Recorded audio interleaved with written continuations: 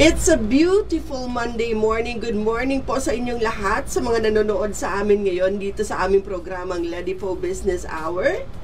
And isa pong bisita ang ating makakasama sa araw na ito dito sa aming isang oras na programa. Of course, it is being brought to you by the Provincial Government of Albay through the leadership of our beloved Governor Attorney Edsel Grex Lagman, with the help and support of the Provincial Information Office headed by Attorney Marilo Duca Castillo. This is a program and a project of the Ledipo Office, and I'm your host for today, Jamie Florence Estrada Ribaya, the Ledipo Officer of the Province of Albay. Ano po ba ang layunin namin dito sa aming programa?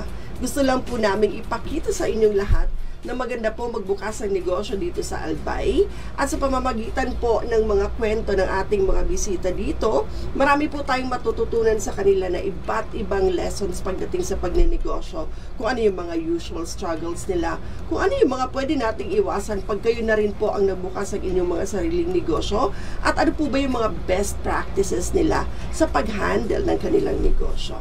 Pero bago po kami pumunta doon sa main part na pag-interview natin sa ating guest, gusto lamang po namin malaman ninyo kung ano ang mission and vision ng Ledipo Office. So, panoorin po ninyo itong maikling video na ito.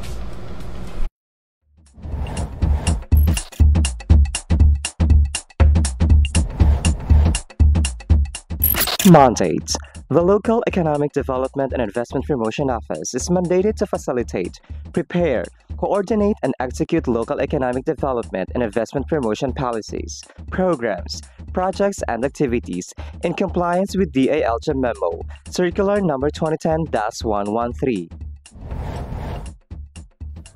Vision. Ledipo Albay envisions to make the province of Albay the most preferred investment destination by providing a welcoming environment that provides ease in doing business, effective mechanisms, accurate and timely business information, and assistance to potential investors and partners. Mission. Ledipo Albay aims to foster the economic development and investment opportunities in the province of Albay through its various programs, projects, services, and activities. About the services. Local Economic Development and Investment Promotion is an office that is ready to assist potential investors and partners, private, individual or group, both foreign and local, and the general public, in terms of capacity building, advocacy promotion, marketing, and product development assistance for the increased economic development and investment in the province of Albay.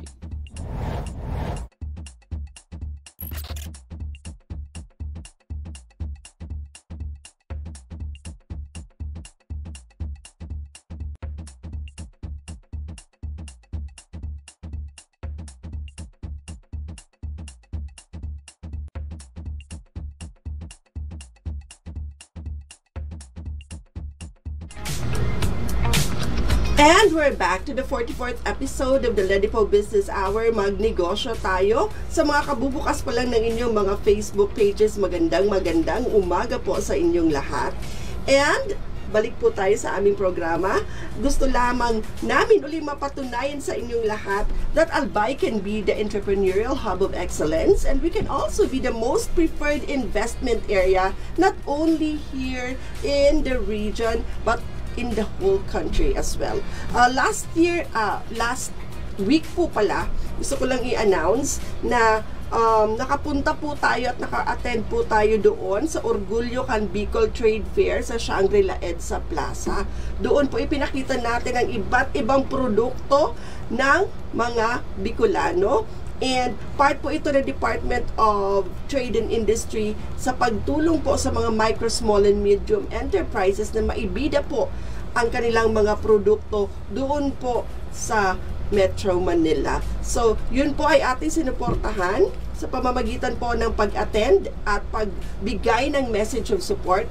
I represented the governor po kasi talaga namang suportado ng ating mahal na gobernador ang mga MSMEs dito po sa probinsya ng Albay. So, congratulations po kay Sir Dean Donabol ng DTI at sa kanyang mga kasama sa naging very successful trade fair po noong May 16 to 19 dyan sa Shangri-La EDSA Plaza. And happy lang po tayo na nakapag-attend po tayo nitong napakagandang event na ito po. Okay, so for today, as promised, we will be talking to another young entrepreneur. So please join me in welcoming Miss Lindsay Antivola, owner of Eat by Javin Dale. Tama po ba? Ayan. Good morning and welcome to the program po. So, good morning sa ating mga nanonood. Kausapin na natin ang ating guest. Good morning po sa inyo. Good morning po. And thank you po sa pag-invite po dito for an interview po. Ayan. Gusto lang po nating makatulong syempre sa mga micro, small, and medium enterprises na kagaya po ninyo na mabigyan kayo ng free promotion ng inyong negosyo dito sa aming programa. So, ano po yung business nila, ma'am? Ano siya, ma'am? Flower shop business po siya. And then, nag-offer din po kami ng mga crafting materials para po sa mga small businesses din po, na katulad namin. Like, meron din po kami mga materials for making souvenirs and invitations, mga ganun po. I see. Wow. So, flower shop. Fresh flowers po ba ang ino-offer natin o yung nauuso ngayon ng mga dried flowers? Both po. We offer dried flowers and then fresh flowers din po. I see. Okay. So, napakaganda ang i-promote ng negosyong ito kasi talaga namang isa sa mga umuusbong na industry ito dito sa ating lugar. So, fresh and dried flowers na business. And at the same time, you also help those who want to start their own businesses by selling crafting materials. Crafting materials. Ano po yung mga byproducts itong crafting materials na ino-offer natin, Ma'am Lindsay? Like yung mga raw materials po in making dried flowers bouquet, we sell retail din po. Yung mga materials itself po, like wrappers, mga ganun. And then yung mga wooden flowers, mga ganun po. I see. So, parang distributor ka na ng mga ganon dito sa Albay. Yes po. Pero yung mga crafting materials, we just started last February. Nung nag-open po yung physical shop namin. Doon lang kami nag-start. Okay. So, ito po ba na business natin ay compliant sa lahat ng requirements ng DTI, BIR, and Mayor's Permit po? Yes po. Yung BIR namin is on process po right now. On process. Okay. So, parang nandun na, lumalakad na. Pero yung DTI and meron po. Mayor's Permit and all mayor. Kumusta naman po ang pagkuha natin ng mga permits? Yung sa DTI ko, ma'am, mabilis lang din kasi parang ni-renewal na lang siya. Apo. Yan po. Kasi nag-start din yung business nung 2019 pa. I see. Okay. Every ilang years ba yung renewal? Every 5? Parang ganun po yata. 5 years. Apo. Okay. So, ayun. So, ang galing. Compliant si ma'am sa lahat. Kumusta naman po yung ating experience sa pag-comply sa mga requirements na lang? Bale, good thing kasi ma'am, kasi may kakilala din ako na relative ko po na marunong sa so siya na yung nag-aasikaso talaga. I see. Okay. So, may tumulong sa pag-aasikaso ng lahat. And ngayon, walang kaba na registered sa lahat. Ayan. So, yung BIR is on its way. So, ano ang difference nun, ma'am? Nung hindi ka pa registered, tsaka nung registered ka na? Siguro, ma'am, before po kasi, may mga kumukuha sa amin, like, mga government agencies, na gustong kumuha ng product namin. Yun nga lang, hindi kami makapag-provide sa kanila. Kasi kailangan po yata is registered. May resibo. Opo, parang ganun. For Especially ma'am sa mga bangko, minsan nag-offer sila sa amin ng flowers. Ganun, like sympathy flowers if ever man na may namatayan. Ganon. Tapos, hindi sila makakuha sa amin kasi wala kaming ma-provide sa kanila na receipt. Kasi kailangan din nila yon for kung ano man, reimbursement or whatever. So, yun ang pinaka-importante kapag registered yung business. Isa sa mga factors, you can already provide official receipts na talaga namang kailangan ng karamihan kapag nag-order tayo ng And it's a requirement for every business owner naman siguro to provide an official receipt, di ba? So, yun. So, ngayon, nakakapag-bulk orders na ang kung sino man ang gusto. Pwede nang mag-order ng walang limit dahil meron ka ng... For ma'am, ngayon, well, since on process pa lang, wala, for printing pa lang din kasi printing, oo.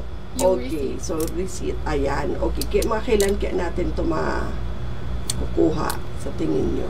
Siguro mga, kasi last nakausap ko last week is 2 weeks yung process ni ma'am. 2 weeks pa. Okay. Pero dati meron na parang renew. Yung DTI yun, ma'am. Yung sa yung BIR, DTI. bago lang talaga. Nung nag-open yung physical shop. Kasi dati, parang online lang. I see. Okay. So, nung nag-open na yung physical store, yun na, nag-decide ka na mag-comply na sa lahat-lahat. Opo. Ayan. Okay. So, ayan. So, it's 8 by Javin Deal. Ano yung ibig sabihin ng 8 by Javin Deal? Saan galing yung name ng business? Yung ma'am, Javindale po. Javindale. Okay. Ano yun, ma'am? Name after my son. I see. Okay. Tapos, yung 8 kasi pinanganak siya May 8. So, yun. Kaya, naging 8 by Javindale. I see. Okay. So, ang ganda rin naman talaga nung pangalan na Javindale. Para din siyang bulaklak din or something. Parang nightingale yata yung nasa isip ko. Pero ano ba yung Javindale na name sa flower din ba yun? Ano ba yun? No, ma'am. Ano siya? Parang kinuha ka siya sa name ng father niya. Kasi Indian yung father niya. So, parang yun. Kinuha ako doon. I see. Okay. So, 8 by Javindale. Ayan. Alright. So, saan po mahahanap ang inyong physical store? Located siya, ma'am, sa Purok 5, San Francisco po. Sa harap lang to, ma'am, ng Worms. Kaya very accessible din po yung location. Ginubatan? Po. Okay. So finally, meron na tayo second guest from Ginubatan kasi parang wala kami masyado na i-interview from Ginubatan. So, harap lang ng Worms. Maganda yung location mo kasi yung mga pag may school activities, pag may mga occasions, so hindi na sila lalayo, tatawid lang, andyan na. Pwede na mag-order sa'yo. So, di ba alam naman natin yung business na ito ay hindi naman talaga mabenta on a daily basis, no? Occasional lang, no? So, ano yung ginagawa mo kapag medyo hindi peak season? Opo. Isa na dyan, ma'am, siguro nakakatulong sa akin yung promotion talaga sa Facebook. Sobrang effective nun. Nagbo-boost ako, ma'am, yung ganon. Tapos, yung nagpipay ka ng extra? May charge, 500, gano'n yata for a couple of days. Pero, nakakatulong talaga siya sa reach? Nakakatulong siya, ma'am. I see, okay. And then aside from that, sobrang helpful din ng mga pages po, Facebook pages. Kasi may mga vlogger na din po ngayon.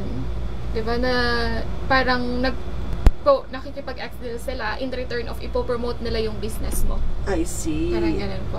Okay. So, promotion through Facebook and sa mga tulong ng mga vloggers. Ayan. Alright. So, you started the business in 2019, you said, pero online pa lang. Okay. Ano yung initially na mga in-offer mo na products noon? Po. Ma'am, before kasi parang uso yung sa online, yung kahit na parang general merchandise, na since hindi, nagsa-start pa lang din si Shopee, si Lazada noon. So, sa kanila kumuha ng mga supplies, kung ano yung nauuso sa kanila noon, yun yung mga ino-offer ko.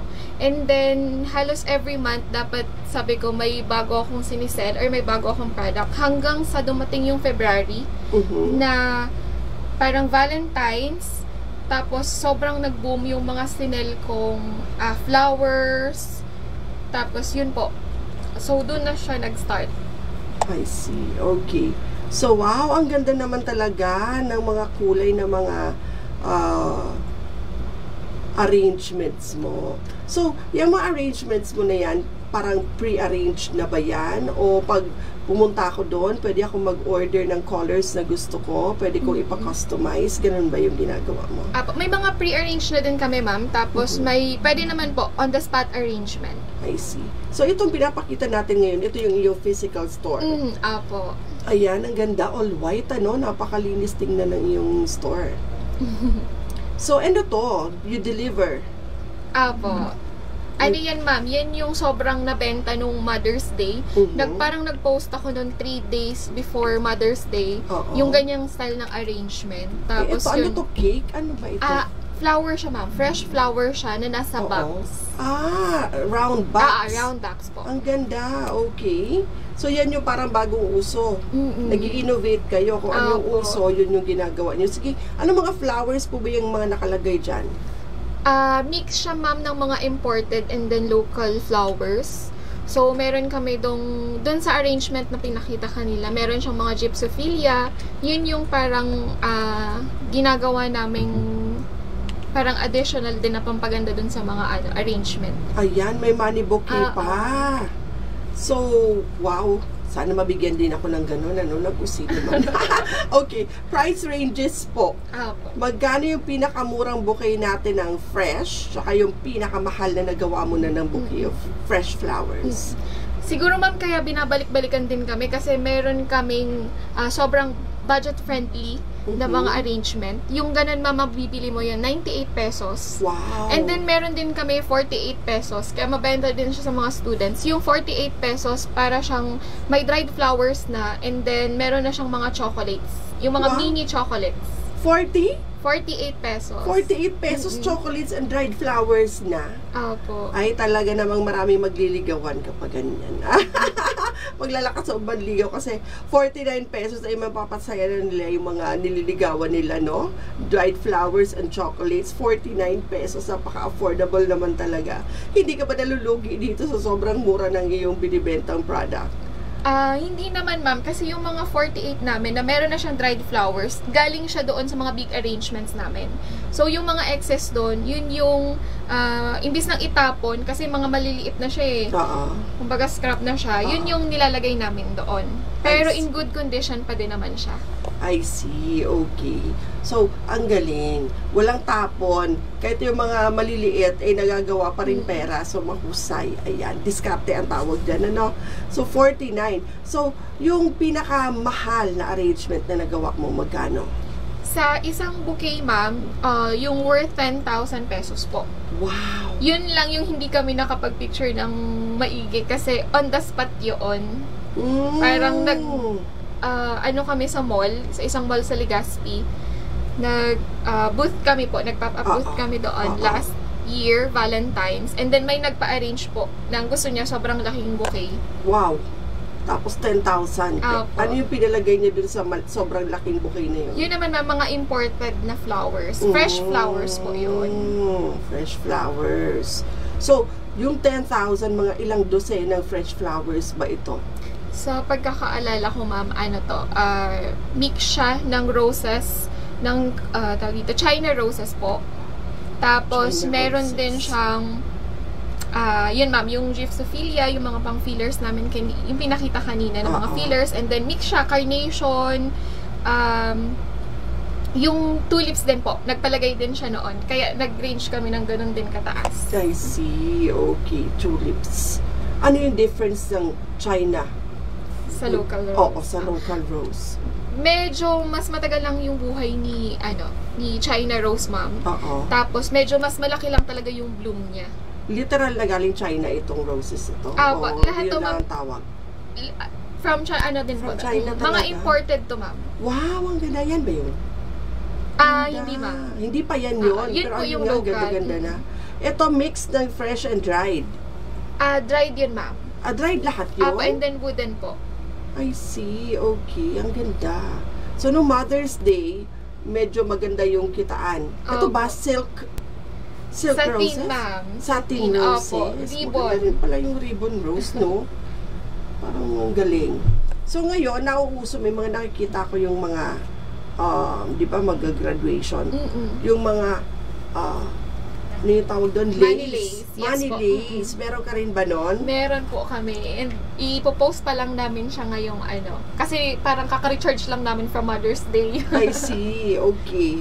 So, ipopost nyo na available na rin yung mga money lace. Yes po. Ayan. Okay. Very good. So, anong mga tawag po dun sa mga arrangements na yan? Sino to? Mga artista ba ito? Apo. Sino yan? Yan yung last, lang ma'am, tama ba? Last Saturday yata yun. Sino ba to? Sina Bel Mariano ba to? Apo. Sina Ilacad? Sina ano? Oo. Apo, ma'am. Ay, si Jay Cuenca to, di ba? Opo. Hindi ko masyado nakikita kasi yung screen. Pero sila yan, yung mga stars ng ABS-CBN na nag-concert dito. Yes po. So, binisita nila, meron kayong pwesto sa, sa Ayala? Hindi naman, ma'am. Bale, since nung nagtayo ako ng physical store, may mga hotels na po na kumukuha din sa amin. I see. So, kinuha kami ng isang hotel po para para kasi since bibigyan nila ng flowers yung mga celebrity po. Okay. So, bibigyan nila ng flowers yung celebrity na pumunta dito at sa inyo sila nag-order. Yes po. Ayun, yun pala yun. Kaya yung mga hawak nilang bouquet sa yun ay arrangement mo. Ang galing. Okay. So, maganda rin yung sinasabing connections, yung mga referrals na yan. How do you work on it? Yung mga, para ikaw ang i-refer, ikaw yung i-suggest sa mga ganito. Paano mo tinatrabaho yung ganun? Opo. Ma'am, siguro kasi nag-start din ako as on-call din na parang before kasi di ba una ko pong sinel yung mga invitation, souvenir. So, may mga nakikilala akong mga event coordinators. So, from them, siguro sa connections na din nila, napapakilala na din ako nila sa ibang mga like counterpart nila sa mga hotels. So, yun ma'am, binibuild up ko talaga siya in a way na sinasatisfied ko din po yung mga kumukuha sa akin. Or if nire-refer nila ako, hindi ko talaga din sila pinapahiya. I see. Okay. So, very important yung tinatawag nating customer satisfaction talaga, So, kailangan satisfied lagi ang ating mga clients kapag nag-order sila sa atin. So, how do you make sure na nasa-satisfy natin yung mga clients natin kapag nagpagawa ng arrangement? Unang-una, ma'am, tinatanong ko sila if kung ano yung idea, if meron na silang idea in mind na kung ano yung gusto nilang ipagawa na arrangement sa akin. Tapos, if ever man na halimbawa, may mga nai-encounter kasi akong client na ang gusto nila is gantong color ng rose or gantong color ng flower, and then i-mix nila sa ibang color ng wrapper na sa tingin ko hindi siya maganda. So, doon pa lang very open ako na sabihan si client na hindi siya magmamatch, parang ganon. Para at least nagbigay ako ng suggestion sa kanila. I see. Okay. So, parang pag nakikita mo, may mix and match yung talagang parang badu yata yung color na. So, sinasabi mo na right away. Sinasabi ko po talaga. So, binibigyan mo na ng tip. Paano kung meron talagang, parang ang hirap nga naman nun. Kunyari, ikaw yung business owner, tapos nag-request sa'yo ng ganitong kulay, at sa tingin mo talaga, tsaka pangit. Pero yun talaga yung gusto ng client. Paano yun? Tapos ikaw yung, sino na yung nag-arrange? Parang hirap nga naman nun. Kaya talaga dapat magsasuggest ka, di ba? Kasi nga naman, yun, may arrangement, tapos may nakakita yung ibang tao, tapos parang, ay, hindi maganda yung pagkakamatch ng kulay, kasi yun yung gusto ng client mo.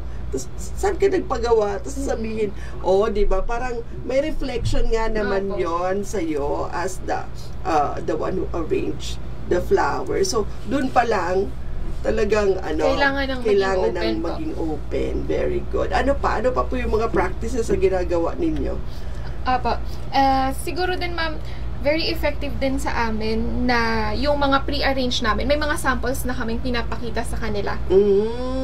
Nasa parang album or gano'n. And then pwede na silang may pagpilian, yung gano'n. Pero if ever man na, halimbawa, may nakita sila sa Facebook page namin na gusto nila yung ganun mismong ipagawa, may arrangement na binabago din naman po kami. Kasi hindi naman siya pwede na as is talaga yung arrangement na yun. Parang may touch of bago din dun sa new arrangement. Tama. Parang each bouquet is special on its own kasi walang katulad, walang kapareho. Linalagyan nyo ng difference dun sa mga unan yung nagawa.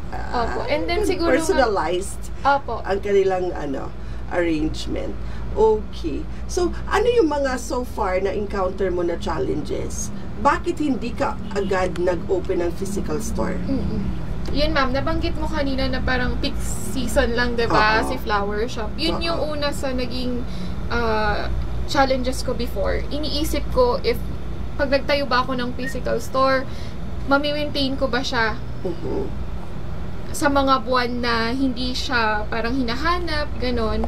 So, yun yung naging struggle ko din. Pero good thing din naman, ma'am, yun nga, because of Facebook, parang nahi-help ko din na i-promote yung business ko.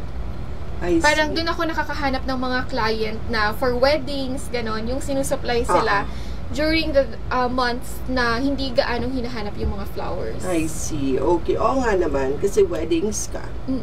Medyo, parang sa isang linggo, medyo marami-rami ang kinakasali, no? Tapos mga birthday, siguro, mga ganon. And, so yun yung dahilan mo, kaya hindi ka agad nag-open ng physical store, yung parang, paano pag yan, paano ko isusustain, i-maintain. Eh ngayon ba, do you rent the place or do you own it? Rent po. Ayun, isa pa yun sa factor, no? Paano ko i-sustain ang rent ng lugar kung hindi masyadong mabenta, pero napakaswerte mo, nasa may school ang iyong pwesto, di ba? Malapit sa school, lakaran ng mga maraming estudyante na pwedeng bumili na pag may occasion. And so, 2019, and recently ka lang nagkaroon ng physical store. No, 2019, online ka lang nagbibenta through Facebook. They also sell through Shopee, Lazada, ganun po ba? Hindi ma'am, ano lang po, parang every time na may occasions, nagpa-pop up booth po kami. Ganun. Okay. Give us an idea kapag may pop-up booth. Magkano naman yung nilalabas mong puhunan sa ganon? Opo. Malaki din ma'am kasi yung halos 1 week na rent mo sa mall, parang equivalent na siya sa rent ko ngayon in a month. Kasi syempre parang kailangan din nilang taasan yung renta kasi nga syempre may occasion, so para makabawi din sila. So usually umaabot din siya ma'am 5 to 10,000. 5 to 10,000 at ilang days ito? 5 to 7 days lang po. 5 to 7 days? 10,000 kapag nasa mall. Nababawi mo naman yun? Nababawi ko naman siya ma'am kasi may mga big arrangements din naman kami na ginagawa. So okay, may times na nalugi ako. Kasi hindi naman talaga siya parang na-overwhelmed din siguro ako nun. Pagkakaalala ko, Father's Day po yun. So, oo nga. Kasi usually, ang mga mothers ang binibigyan. At hindi pa nauuso yung pati fathers. Pero, di ba, deserve din naman ng mga tatay natin na bigyan natin sila ng floral arrangement. Baguhin na natin yung isip na mga babae lang ang pwedeng bigyan ng bulaklak. Kung mga lalaki, pwede rin, di ba? Di ba sa Richard, pag binigyan ka ng flower, ma-appreciate mo din, di ba? Diba? Okay. So, sabi ng ating viewer sa Facebook, si Kim PGN RVR, super ganda po ng mga flowers dyan sa 8 by Javindale. Diba? Sige, magsi-comment po kayo yung mga nakabili na ng mga floral arrangements ni ma'am that support her. So, magbigay kayo ng mga testimonies at patotoo. Meron ka bang gustong batiin na nanonood ngayon na siguro in a way nakatulong sa'yo dyan sa business mo? Sa parents ko po, yan si Tony Labrus. Si Tony! Ano yung hawak niya? Ang cute. Dried flowers yan, ma'am. Dried flowers. I see. Ang galing naman. So, ikaw din gumawa niyan? Ang husay naman. Okay, so meron ka bang gustong pasalamatan na siguro nung mga panahon na nag-struggle ka or medyo kinakapa-kapa mo na, nakatulong sa'yo? Yung mga ngayon na okay ka na at nakakatulong pa rin sa'yo, baka gusto mo po silang banggitin or magbigay ka ng words of appreciation? Siyempre po sa parents ko, kasi nung nagsa-start pa lang ako, especially sa mga pag nagpa-pop up booth kami, yung mga materials na ginagamit ko, yung mga patungan ng mga flowers, sila yung gumagawa mismo. So, yun. Thankful ako. Hello, Papa. Nanonood ka. Okay. Kailan nag-start itong hilig mo sa pag-arrange ng mga bulaklak? Nung nag-start kami, September 2019, tapos dumating yung February ng 2020, ma'am. So, doon na siya nag-start. Pandemic? Parang hindi pa. Pandemic pa. Hindi pa ba yun? Oo. December, oo. 2020, 2021, yung kasagsagan. Okay, oo. So, dun siya ma'am nag-start. Kasi si Javindale, yung baby ko, nagpastaway siya. So, naging hilig ko mag-craft So, sorry. Opo, parang gano'n. Kaya yung ibang client namin is, tataka sila, bakit yung mga prices mo may mga 8? Oo. Kaya yung name ko, diba, 8 by Javindale. Parang gano'n. So, doon na ma'am, nag-start yung hilig ko. Para imbis na when you were mourning, imbis na magpakalog mo ka at makain ka ng lungkot, into crafts. I see. Okay. So, kaya, yun na nga yung next ko itatanong, bakit mo pa nilagyan ng 8? Kung 9, 10, 11, 12 na si Davin, yung pala yun. Sad story. What happened to him po? During, ano yun, ma'am? 8 months? Hindi po. 8 years? Hindi. Full term naman na siya. Full term siya. Oo. Parang, okay, sige.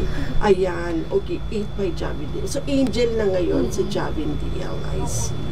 So, yung pala yung kwento behind. O, diba? Yun yung parang maganda.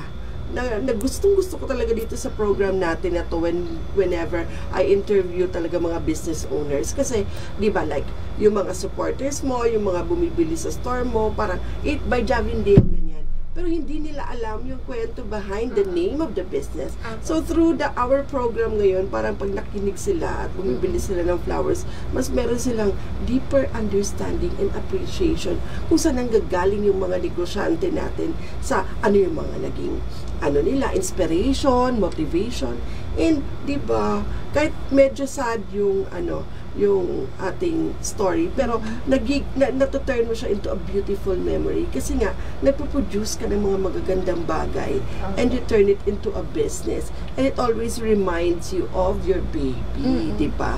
So, nakakatuwa naman talaga itong ginagawa mo. So, Angel na pala si Davin. Ayan, Javin. Ayan. So, ang galing mo doon, no? So, it takes a lot of strength and courage to do something like that, no? Yung parang kahit malungkot ka, sige, gagawa ako ng something beautiful. Actually, share ko lang din, noong mga time na medyo hindi maganda yung love life ko, parang wala akong love life, ganyan. Mahilig din kasi ako mag-arrange ng mga flowers, parang racket ko rin yan noon. So, parang gets kita kasi kunyari kahit ikaw ay pinagdadaanan kang malungkot pero nakagawa ka ng maganda at yung pinagbigyan ng ginawa mong maganda ay tuwang-tuwa dun sa ginawa mo, eh di ikaw din na syempre craft mo yun. Nakakabigay siya ng sense of contentment and happiness, di ba? Tama ba ako? So yun yung hindi nabibiling kaligayahan sa mga negosyanteng kagaya niya na into crafts. Tama po. Diba? So, ano pa what keeps you going? Ano pa yung parang nagpo-push na, sige, syempre may mga times na hindi naman ganoon kalakas ang benta, diba? Ano yung nagmo-motivate sa'yo to continue, na hindi ako mag-give up, hindi ko sasara tong business ko? Ma'am, nag-stop kasi ako before kasi parang mas pinili ko na, inanap kasi ng ko na magtrabaho din.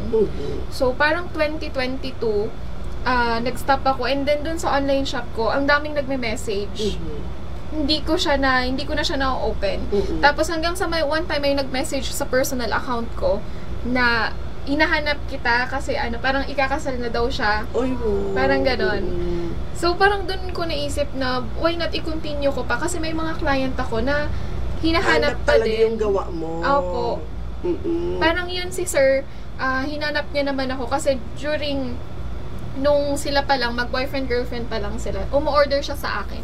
So, nung ikakasal na sila, parang gusto niya, ako pa din mag-arrange nung nila, bridal bouquet, gano'n. Ang galing. So, may connection talagang nabibuild na, syempre, parang may sentimental value yung gawa mo. Parang naging part ka na rin yung relationship nila kasi ikaw yung nagpapahappy every time na may binibigay si Sir kay Ma'am. At ngayon na talagang kasala na ito, gusto nila ikaw pa din, diba? Yung mga ganong nabibuild na connections and partnerships ng negosyo, ang talaga namang hindi mababayaran ng kahit anong pera, no? Ang galing-galing naman ng ganyan. So, yun yung mga parang sinasabing extra source of joy and happiness ng isang negosyante aside from the money, diba? So, pero pag-usapan natin yung kitaan. Kumusta naman ang kitaan sa negosyong flower shop? May araw talaga and buwan, ma'am, na sobrang baba ng sales na dumadating sa amin. Kaya it's very important na kapag may mga special occasions like Valentine's, Mother's Day, Undas, is dun ka talaga pupunta. Babawi. Yes po. And then dun ka bibili ng mga materials mo din. Yung halimbawa, yung kinita ko nung Mother's Day, ginamit ko na naman siya para bumili ng mga other materials din po. I see. Na pwede kong gamitin sa mga next occasions. Ayan, okay. Yung sister ko kasi into this business, anyway, malayo naman siya sa'yo. Sa Ligaw naman siya. Pero ganito din kasi yung business niya. Is it true na sometimes you wait for at least a month bago dumating yung mga supplies? Yung mga imported daw na mga dried flowers? Kasi from ibang bansa pa nga niya in-order. Siguro, ma'am, pag mga bulk po talaga, maramihan talaga yung orders niya. Possible talaga yun, ma'am. And then, may times din kasi na hindi, pag umorder ka kasi ng Shopee, Lazada lang, may patong na din.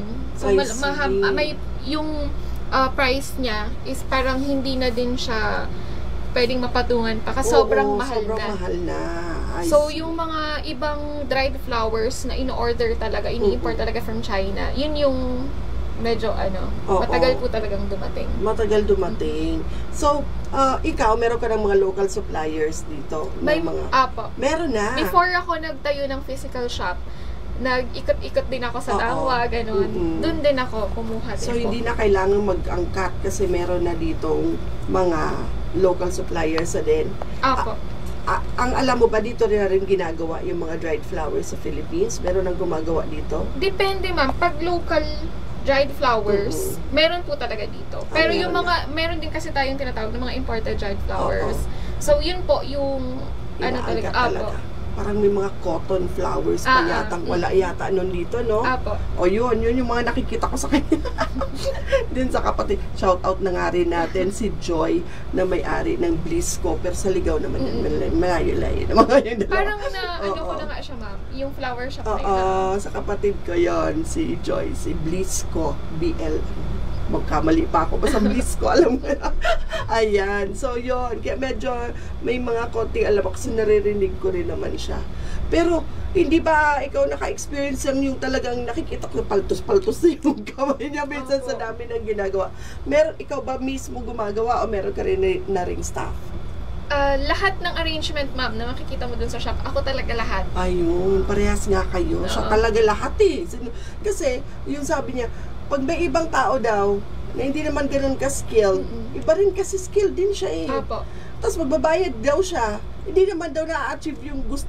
Actually, tinulungan ko siya one time kasi naawa na ako. Sabi, nakakaawa na iba yung gawa niyo talaga, yung tupi ng papel, yung pagfo-fold nyo, yung paglalagay nyo ng ribbon, di ko magaya-gaya talaga. So, talent nyo talaga yun, and skill nyo yun. So, ikaw ganun ka rin. Opo, pero it takes time talaga, ma'am, bago matutunan mo siya. Kasi even ako before, nung nagsa-start pa lang ako, yung mga fold ko ng wrapper, mga UP din. Yun, ako, UP. So, pero pag siya, ang dali-dali, ang ganda-ganda, ang bilis, ayun. So, it takes time to learn. Yes po, nag-start din and ako na master mo din yung iba girl eh. Kasi alam ko marunong din akong magkuti-kuti, di ba? Pero yung gawa niya sa gawa ko, hindi talaga, iba talaga. So, ang gagaling nyo, saludo kami sa inyo, ang galing ng craftsmanship and yung tiyaga ninyo and yung oras sa ginugol nyo para ma-perfect nyo yung ginagawa ninyo. Ayan, nakakatuwa. So, ano advice ang meron ka sa mga gustong magbukas ng ganito ring negosyo, yung mga nahihilig din pero hindi sila lalakas loob po magbukas ng business? Anong advice ang pwede mo ibigay? Siguro first, be ready. Kasi yun nga, hindi madali yung ganitong business din. Even if hilig mo siya, negosyo pa din siya. Okay. So, kailangan ma-maintain mo yung business mo, and then dapat syempre umangat din, and then dapat mag-adapt ka din ng mga bagong nauuso. Hindi ka lang kumbaga, wag as is yung mga arrangement mo din. Dapat i-adapt para mo hindi din. boring, no? Oo. Ano pa ba? Ano pa yung mga ginagawa mo na pwedeng ma-emulate din ng iba para pag sila naman yung nag-business hindi na nila magagawa yung mga medyo palpak natin nung una? Ano yung mga advice na pwede mo ibigay pa? Opo. Dapat open sila sa mga suggestions ng halimbawa, pag may na-encounter sila na mas marunong kaysa sa kanila, dapat open sila sa mga suggestions.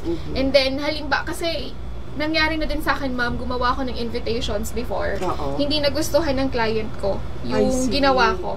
So, dapat i-accept mo na hindi niya nagustuhan. Tapos, may pagkakamali din ako doon kasi yung mga materials, kumbaga yung ginawa ko siya before is sobrang loaded ako. So, hindi talaga maganda yung kinalabasan. So, dapat very open tayo sa mga clients na sa mga medyo ma'am, ako ngayon, puno ako ngayon, baka, ayan. So, open din tayo. Like, okay. And, bukas ka sa mga komento. Diba? Kasi, dun ka, mas mag-i-improve. At, dun ka, mas gagaling kapag open ka sa suggestions and comments, no? Negative comments man yan. Kailangan pakinggan mo kapag negosyante ka kasi makakatulong yun sa'yo. Tama po. For improvement, no? So, ayan. So, ngayon, BIR na lang inaantay natin and you're good to go na tayo. Mag-full blast ka na. Diba? So, sabi ni Miss Kim ulit, parang si ma'am din po ang may-ari ng grazing table na napuntahan ko dati. May ginagawa ka rin bang grazing table? Nag-grazing po ako, ma'am. Sa Ayun. mga events, ganun po. Ayan. So, may nag-comment nga sa ating Facebook na may-ari ka rin nga daw ng grazing table. So, kinulang na tayo sa time. Ayan, hindi agad nabanggit ni ma'am na meron pa pala siyang ibang business. So, pwede natin ulit pag-isapan yung iba mong negosyo sa mga susunod pa nating episodes dito. Pwede ka bumalik dito at yun naman ang ating pag-usapan. So, ayan. So, pwede ka na mag-promote, ma'am, ng iyong business. Ayun po. Kung naghahanap po kayo ng mga ng flower shop na pwede nyong pag-orderan, especially sa mga taga 3rd district, kasi parang very konti pa lang kami na nagsasalda ng mga dried flowers. Ayun, yung mga malapit po, no need na pumunta ng Legazpi. Yun, so mas malapit na po sa inyo. In front of Morms lang po kami, yung high school po dito sa San Francisco po, Ginubatan. Ayan, okay. So, napaka-accessible. Makikita agad yung pangalan ng yung store? Basta pag may nakita po kayong white store po. White store. Purity. And siguro si Angel nga na si Javin Dale. Ang dahilan ko ba't puti-puti ang store ni Mama. Ayan. So, ayun po. Suportahan natin ang mga local businesses. Support local. And itong mga thriving natin ng mga negosyante dito sa ating probinsya. Of course, kapag mga local businesses ang ating tinutulungan, mas magiging successful sila. Mag-i-expand sila ng kanilang negosyo at pag nag-expand sila, mag-hire sila ng tao for sure.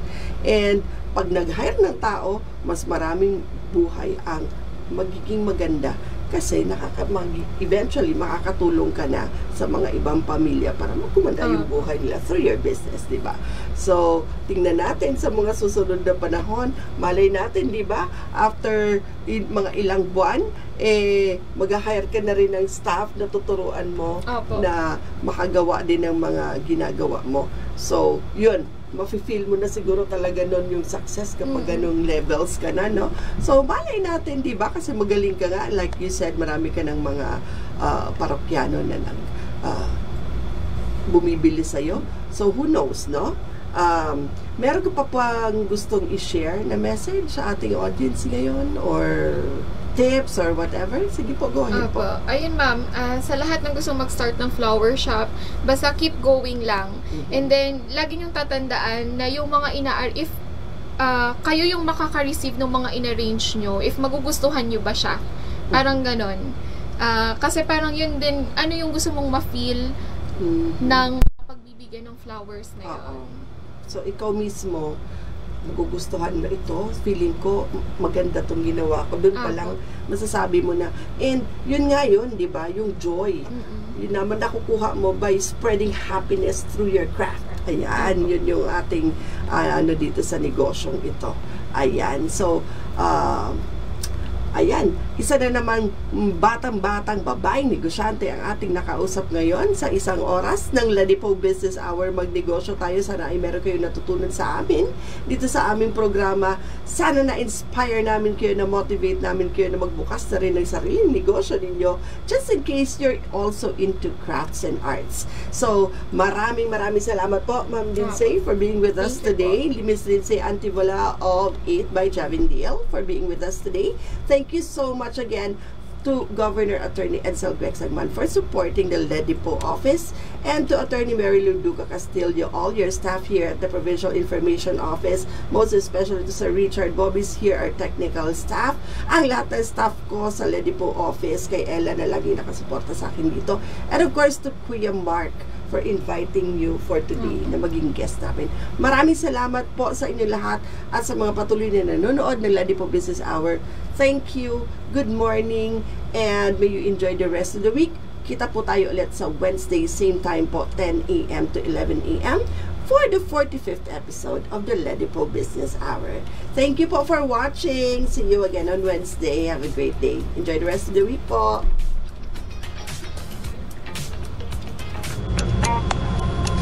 And we're back po. Welcome once again to the 43rd episode of the Ladipo Business Hour. Magnegosyo tayo. And since panahon ng Magayon Festival, very special po ang ating programa sa araw na ito dahil hindi lang isa kundi dalawa ang ating guest na makakasama at interviewin tungkol sa kanilang mga negosyo. So, natapos na kanina si Sir na may-ari ng Sir Ryan, na may-ari ng Beercada. And ngayon po, meron tayong bagong makakasama si Mr. Brian Howe, owner of SRB, San Roque Resto Bar, na meron din pong pwesto dito sa Peñaranda Park in time for the Magayon Festival. Good morning and welcome to the program, sir. Good morning, ma'am. Ayan. So, thank you for inviting me po. You're welcome, sir, and maraming salamat din sa pagpapaunlak ninyo sa amin sa araw na ito. Tell us about your business po. Kayo po ba ay may pwesto dito? Saan po ba yung pwesto niyo dito sa Peñaranda Park? Po, doon din po sa San Roque mismo. Sa San Roque mismo. Sa labas lang, sa may welcome. Okay, ayan, alright. Sa alin yung saan banda, sir? Yung doon lang po sa welcome ng, yung sa may arc, tapos doon, sa loob po, nandun lang po. Sa San Roque mismo. Okay. Yung may sa Eugene Billiard Hall din po, yung sa kapatid ko, then sa likod po noon, nandun po yung resto bar sa SRB. Opo. Okay. So, meron. Okay, dalawa. May pwesto din po ako dyan. Dalawa. So, may original na resto bar sa San Roque, and then may pwesto din po dito kayo sa Magayon Festival. Opo. Ayan, okay. So, paano nyo po ginagawa yon, sir? Bakit SRB? Ano po yung meaning ng SRB? Yan po. San Roque. Yung mga customers po namin, sila naman po yung nagbigay ng name. Since wala po kaming pangalan noon, then nalaman namin na may mga GC sila na San Roque Resto Bar, ganun. In-adapt na lang po namin yun. I see. Kasi iba yung alam ko na SRB, ito yung parang fraternity. Royal Brothers. Yan nga, pag may mga uniform member kami. Member ba doon? Hindi naman po. May mga uniform kami, nagtatanong minsan kung ano. Oo, kasi yun yung mas parang alam ko na meaning ng SRB. Ayan. So ito, San Roque Resto Bar. Ayan. So paano mo ginagawa ito, sir? Na dalawa po yung minamanage ninyo na negosyo ngayon? Bali ma'am, sa katagalan na din po sa business na na inuman, alam ko na po yung gagawin kahit po nasa office ako, tapos may mga ina-advise ko na yung mga tauhan ko po kung paano gagawin, kung tapos nag-check na lang ako sa inventory, then palengke pag may time. I see, okay. So dalawa pala ang pwesto, and relax na lang si sir, no? Parang sanay na mag-manage itong business. So, sabi niyo medyo matagal na. Kailan po nag-start mag-open yung original na pwesto natin? Yung sa pwesto po namin kasi nag-start kasi po yun sa tindahan lang ni mama, tapos sa likod may bakanting space. pag may bumibiling mga liquor, alcohol, binibigyan lang po ng pitcher, baso, tapos doon lang sa lamesa. Hanggang dilagyan po ng bubong, hanggang may nagbenta kay mama ng video, okay, yun po. Oo. Hanggang naging peso-pesto, hanggang register po namin siyang after pandemic po 2022. Pero matagal na po talaga siyang iniinuman doon, mga 2008,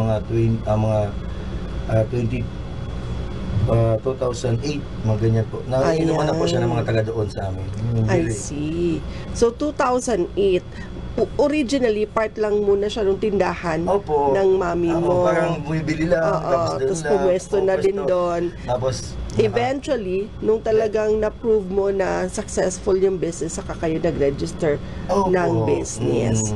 Okay. So, ano po ba yung factor, sir? Bakit parang medyo natagalan tayo sa pag-register ng business? Kasi hindi naman siya na-develop, then nakakaya naman kung hindi presentable yung yung place, tapos wala naman na proper yung natawag natin mga sanitation, kasi yung water kung saan lang, it's up to them. Wala kaming CR. Ay, tama. Kasi bili lang, pinapahiram lang ng gamit, ganun. Pero matagal na siya ever since talaga. Madami na develop ng mga mga samahan. Bala ka kumuha ng tubig mo, basta kasi nga, tindahan lang naman ni mami. Noong inawakan ko na siya before, sabi ko, ma'am, tayo ng mga beer, gano'n. Okay na, naglagay na kami mga tables, beer naman, bibita namin na sa tindahan. Kaya mas napaganda siya. Tapos nung nakita namin, nag-pandemic, dikat muna, walang transaction. Then after pandemic, sabi ko, ituloy ko na to. Ganun, ayusin na namin yung place talaga. Maglagay mga design, setup, signages, then mga permits, sanitation, magaling na. Very good. So ngayon, kompleto na ng permit. Mayor's permit, BIR, DTI, lahat na. Ayan, very good.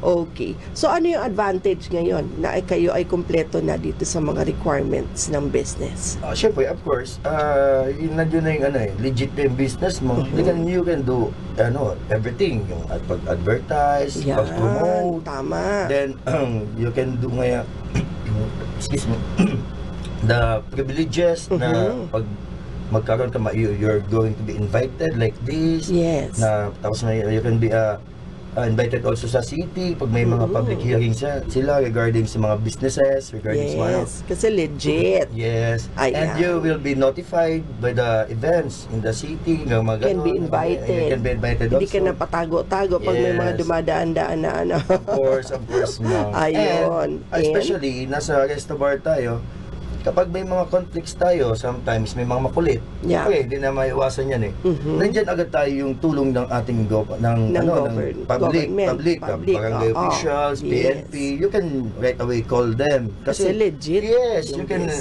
be assisted. So, ramdam ninyo, sir, yung tinatawag na advantage ng having your business registered. Yes. No? May big difference talaga. So, ano advice ang pwede mong sabihin sa mga nanonood sa atin na ngayon ay hindi pa talaga nire-rehistro yung kanilang mga negosyo kahit medyo matagal na ito. Anong pwedeng i-advise mo sa kanila? Advice ko sa kanila, kailangan i-register talaga natin yung business natin. Kasi unang-una, para maging safe tayo and makuha natin yung, kumbaga ma-promote pa natin yung business, mas mapapalago natin ang ating negosyo kung ito ay lehitimo. May mga advantages tayong makukuha. And then, wala kang iniisip. You can do everything na pwede kang ganyan, whatsoever na plano mo.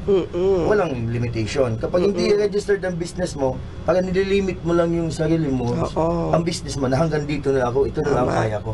I see. Okay, very good. Ayan. So, compliant na si sir.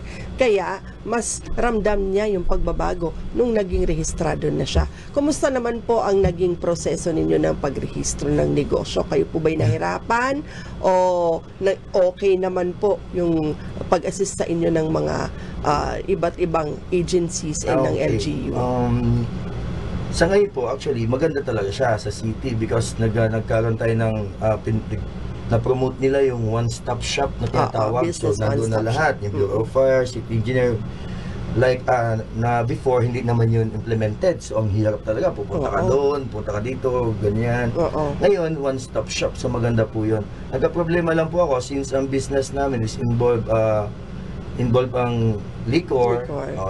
Kailangan namin mag-comply pa ng mga ibang doon po na ako nahirapan. Like, nung sa sa water waste management, ang tawag nun. O yun, mahal po yun. Yun ang nasa tingin ko lang na Medyo na-challenge. kung mahihiling po natin yun sa government, na sana mababaan nila. Kasi kung ang business po ay wala pang naiipon, tulad po namin, nag-umpisa pa ako sa walang-wala din talaga. Nakaipon lang din ako because sabi ko sa iyo, ma'am, nag-operate kami ng simple-simpleng nakaipon ako.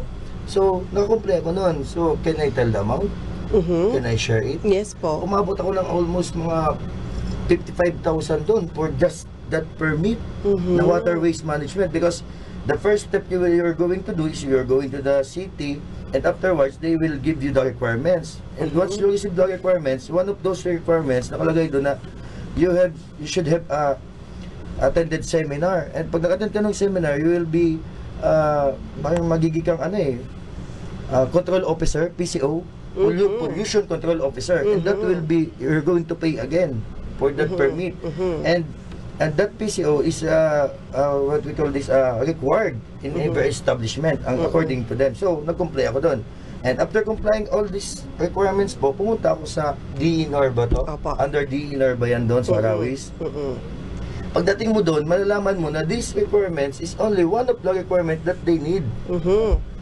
So another requirements po ako doon sa sa DENR.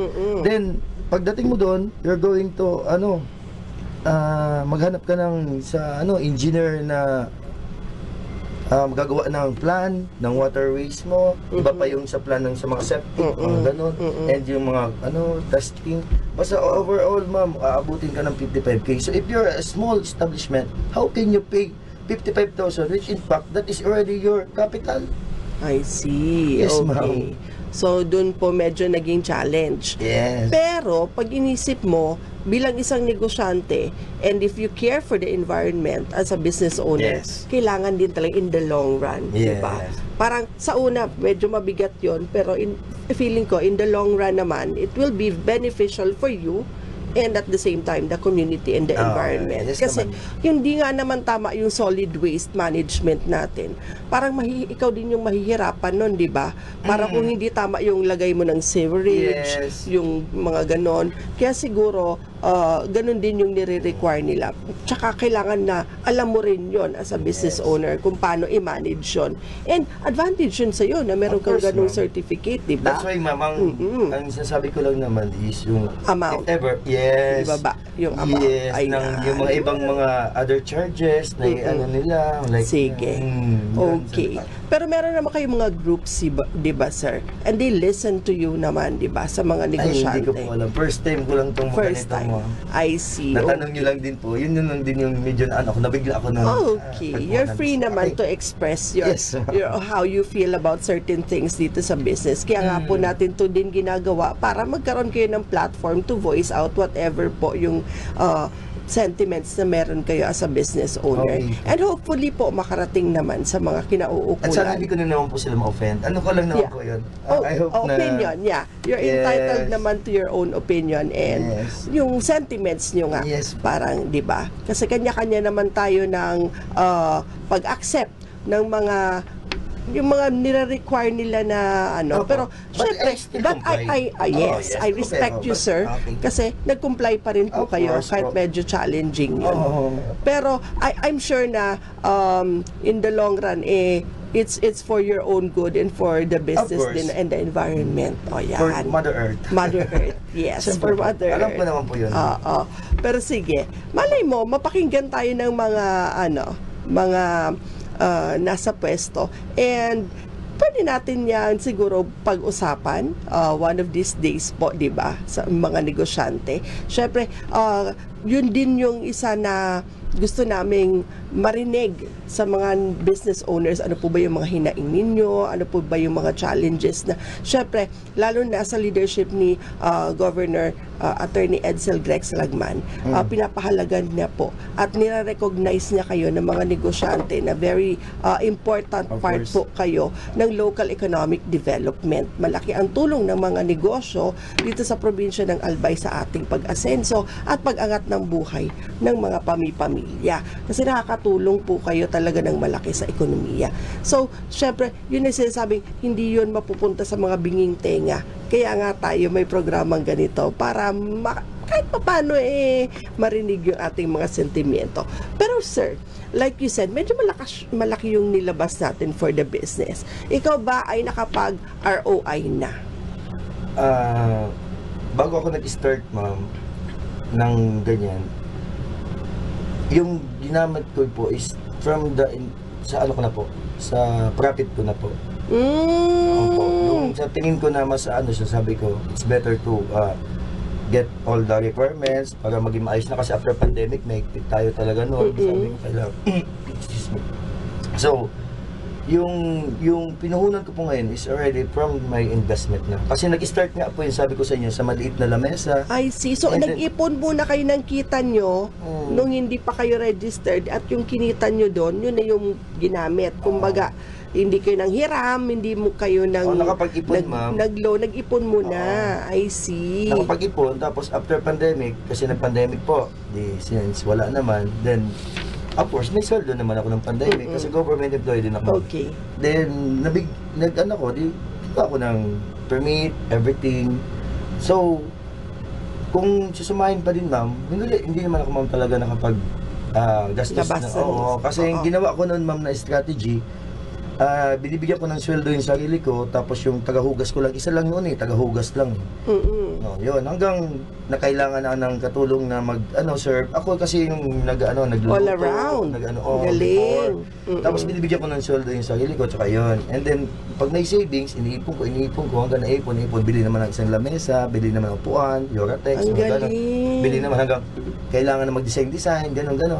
Naipon po yun hanggang naging, yung 2 lamesa, naging 4, naging 8, tapos after ng pandemic, ngayon naman, hanggang ngayon po, malaki-laki na din yung mga tables doon, mga nasa 15 tables na siya. Wow! So rolling, galing sa income na. Galing sa income niya po. Ang galing, ang sinop-sinop nyo, sir. Kumbaga, disiplinado kayo na hindi nyo ginagalaw yung para sa negosyo sa ibang bagay.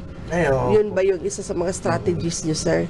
Kaya, ayon, umunlad yung business sa kakaipon ninyo ng inyong Tsaka kung may expenses man akong pang-personal po, kinukuha ko siya doon sa sweldo allotted for me. I see. Hindi ko ginagalaw yung doon, tapos sineseparate ko siya sa iba kong nakukuha ng income, and then sa sweldo ko, hindi ko pwedeng paghalo-haloin kasi sa kanya lang. Kaya rest of bar lang po, excuse me. Sa kanya lang, ano po talaga. Ang galing ng inyong style. Ayan. So, yung puhunan ninyo yan, ay kumbaga, yung bawat gamit na binibili nyo galing na sa kita. So hindi yun parang kailangan ko ibalik kasi parang So overall po, magkano kaya yung naging capital natin para dito sa business? Kung estimated capital, kung sa ngayon, kung gano'n na yung sa kanya po, kung magbe-base po tayo dito sa Magayon Festival, yan na pwesto ko dyan, including the rentals, mga chairs, tables, abutin po yan ng 500, yung pwesto na yun. Wow! Yung pwestong kinuha ngayon ko. That's why nahirapan kami ngayon na 500,000, 2 pwesto. Yan. Oo, tatlo sa isa doon sa malapit sa stage. Yan, 3 yan. 3? Yes, opo, 3 pwesto. Yun. Kaya yan, isa lang yan. I see. Yes. Bali 3 ang lahat ng kinuha niyong stall. Bali 4 po. 4 pa pala. Kaya pala. Yung 3 magkakadikit po, isa lang yung sa stage. Kaya ganoon kalaki. So far, kumusta naman po ang So far po, umi-income naman po siya, of course, kasi bayad mo na nauna yung rentals Yung problema na lang natin dito is yung ROI na tinatawag mo, ma'am. As of now, wala pa talaga kasi medyo bawas yung tao ngayon, including the big night na may nangyaring event, yung naging famous sa Facebook. Instead na maging parang sa social media tawag nito, ma-promote yung Beer Plaza, is nagkaroon tayo ng event na hindi inaasahan. That event, mas pumutok po yun kaysa dito sa big night natin, which is the big night po namin is dito, local bands lang. And nagkaroon tayo ng guest, ginawa dun po sa Albay Pinaranda Park stage, yung Silent Sanctuary. Yun nga po ang inaano ko po na sana, if ever, kay Kuya Go, Rex po, na mabigyan din po ulit kami dito sa SMB stage ng Concert events, din, events po na guest na or Manila Band or kasi kung hindi po, hindi makakabawi po yung mga nandito po. I see. For sure, lalo na pag umuulan, walang tao like kagabi. Umulan, oo. lang yung tao kasi doon lang kami sa tent nakasalalay po. And then kapag regular days naman, even before, mga experiences ko sa Beer Plaza, pag mga around 10 or 11, siksika na dyan. Halos wala ka na madaanan. Ngayon po, ang luwag-luwag dyan. Kasi mas marami pa dapat promotion. wala pa masyadong promotion. Kaya gawin natin to. I-promote natin ang husto. Sana po matulungan niyo po kami doon. Come visit us sa Magayin Beer Plaza po. Sige. So Beer Plaza, ayan, pwesto. Ano yung meron dyan sa inyong stall sa Beer Plaza? Ano yung pwedeng abangan, puntahan, subukan ng mga tao? So, gabi-gabi po, meron tayo dyan local bands, sequencer, and yung 5, ang tawag na namin, yung limang, basta banda siya. Then, gabi-gabi po yan, dalawa po sila dyan. And then, may mga surprises dyan. Ang SMB, na sinasabi nila, upcoming, na hinihintay din po namin. Hopefully, dumating na po yung mga surprises and yung guest. Then, may kinakausap din si Gob, Grex, kinakausap din po ng mga namin na sana mabigyan po kami. So, waiting po kami doon. And, para naman po sa mga customers namin, sana feel free na pumunta po doon kasi yung mga stalls po namin, mga sumali doon, iba-iba po ang kanilang kayang ibigay na mga pagkain, mga kanya-kanya sila pong mga style, mga and malilibang din naman po kayo. Regarding po sa ano yung specialty ng SRB? Common lang po ako, mga butter chicken, sisig, yan po yung mga yung iba pong mga stalls doon today, yung may mga sinabaw, sinigang, mga talaga pong mga mga pagkain na pagtapak po talaga sa akin, mga okay lang po. Kasi ganun ang SRB po talaga. Ayun. Yung mga basic lang na mga mura lang po lang talaga. I see. How mura is the mura na pagkain? May mga pulutan po akong hanggang doon sa isang bar ko, 80, 100. Ganyan lang po ako, sisig ko mga ganyan. So pag may 150 ako, happy na ako. Pumunta ako dyan sa pwesto mo. Opo, mga 200 ka, enjoy ka. Kung tatlo kayo, tigto 200 kayo, 600. Pwede na. Tigto 3 bottles na kayo, may pulutan na po kayo. Wow! Unlimited ka na po doon sa banda. Ang kahit galing. Kung ka umupo hanggang umaga. So tigto 200, happy na. Pwede. And huwag po sila matakot ngayon kasi ang PNP po natin ngayon, pabalik-balik po sila and may mga point of destination ng may mga point na sila more talaga. visible na ang kapulisan natin ngayon. Kaya hindi naman sana po talaga tayo matakot kasi yun po is parang tatawag natin yung mga event na isolated. Isolated cases na hindi po natin inaasahan. Doon lang po nangyari. Dahil nangyari yun, lalo pinag-igting ng ating kapulisan ng kanilang pagbabantay. Kita naman po namin, hinihintay na lang namin talaga sila na ibisitahin natin tayong mga Legaspenyo, lalo yung mga taga-ibang lugar na try to visit us para makita nyo din po yung mga hinanda namin ng mga stalls para sa inyo po. Ayan. So, syempre, rain or shine. Kasi meron namang mga cover. May mga naliligo doon. Kaya nga, sabi nga namin sa SMB na if ever, kung pwede, magpa-foam party. So, they are studying it. Kasi gustong-gusto nila po doon, sabi namin. Kahit basa na. Kung gusto ng mga customers ngayon ng bagong trend, sasabayan namin, foam party. Kasi, foam party. Yes, nung pag-DJ nga lang, last Friday, pag-DJ, punong-puno doon. Tapos nagsasayawan talaga doon. Kahit maulan. Kahit umuulan-ulan doon. Ayan. Sige, malay mo. Diba? Manawagan kayo, sir. Baka pwedeng, matuloy niya yung foam party sa Peñaranda. Uy, parang masaya yun sige. Go ahead, sir. Sa kay Gob and with cooperation po sa San Miguel Beer and sa Lions Club or sa organizer of this event. Na humingi po ako sa inyo ng what they call this, tulong or suporta sa mga stall owners na sana po magkaroon po tayo mga bagong events na sumusunod po ngayon sa ating kapanahunan, like foam party, mga sa DJ, mga hosting. And syempre po, wag po natin sanang alisin yung mga dati nang ginagawa sa Beer Plaza, yung magkaroon tayo ng grand opening, coming mga Manila bands or may guest, and in the middle ng Magayin Beer Plaza, may events again, may big nights again, and of course, katapusan, the last night, dapat may big events po tayong inabangan. Ayan po. Ayan. For sure, papakinggan naman tayo Yes, sir. ng ating mahal Thank you na po. gobernador Thank sa you po, inyong Gob. mga Yes, hinaing. Siyempre, kasi very close to his heart naman talaga ang mga businesses kay Boss Gob. Ayan. So, sige sir, I'll give you a chance to gusto mong i-shout out yung mga nakakatulong mo dyan sa negosyo, yung mga gusto mong pasalamatan. Sige, promote na rin natin ang ulit ang inyong resto bar. Go ahead, sir. Okay, sa lahat ng mga tao ko, papasalamat ako sa iyo sa mga mababait kayo at napagkatiwalaan. Sila ang unahin ko po, ma'am. And of course, sa family ko na nag-support din sa akin. Pag nagkukulang ako sa mga pangangailangan ko, they always support me. So, yan po ang nagsumila kung paano naging maayos tong mga negosyo ko na hawak po ngayon. And then, of course, kay God, thank you po. Dahil nandyan kayo gabi-gabi sa mga panalangin ko po na binibigay nyo naman po. So, sa atin naman po dito, nagpapasalamat po ako sa government natin, sa city government and sa provincial government na you are always supporting yung mga negosyanteng tulad po namin na nag-i-start pa lang, maliliit pa lang.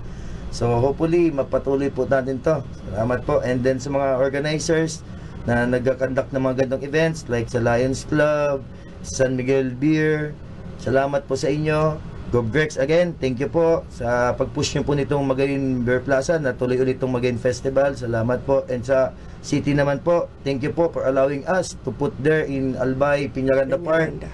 Sana din po, mas lalo pong magtulungan po tayong lahat na matulungan po natin ng mga manliit na negosyanteng tulad namin na maging ma-promote po namin ang mga negosyo namin at maging masigabong po ang Legazpi sa pagtutulungan po natin lahat. Maging masaya po tayo. Nang sa ganon yung mga maliliit po lalong matulungan umakyat, hindi po lalong bumaba, mawala sa larangan ng pagninegosyo. Ayan. Opo, yun lang po. Yan. Thank you so much po. Alam ko very busy po kayo dahil Opo, magbubukas na naman kayo mamaya. Nagigising ko nga lang po. Yeah, maraming salamat at Actually, pinaunlakan ninyo kami nakalib dito lang po ako sa aming programa.